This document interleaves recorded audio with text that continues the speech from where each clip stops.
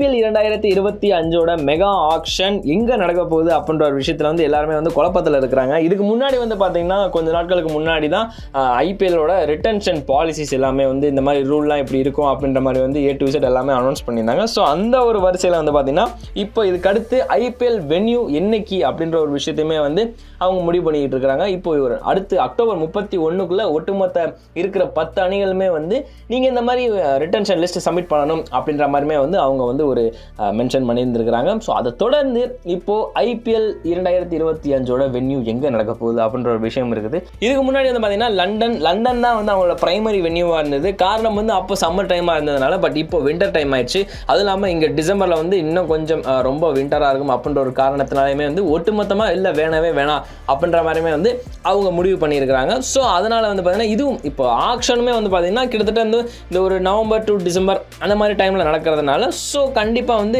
கண்டிஷன்ஸும் சரி இல்லை ஒட்டுமொத்தமாக வந்து ஒரு சப்போர்ட்டிவாக எல்லாமே இருக்கணும் அப்படின்ற ஒரு பட்சத்தில் வந்து அவங்க யோசிச்சுக்கிட்டு இருக்கிறாங்க.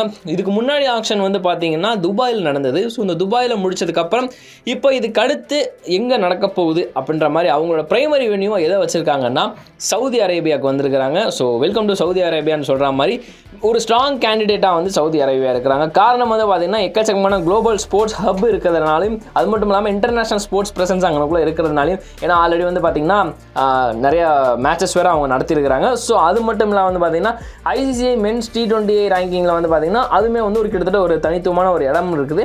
ஸோ அந்த ஒரு காரணத்தினால ஒட்டுமொத்தமாக வந்து இந்த தடவை ஆக்ஷனை வந்து சவுதி அரேபியாவில் நடத்தலாம் அப்படின்ற மாதிரி வந்து அவங்க மென்ஷன் பண்ணியிருக்கிறாங்க.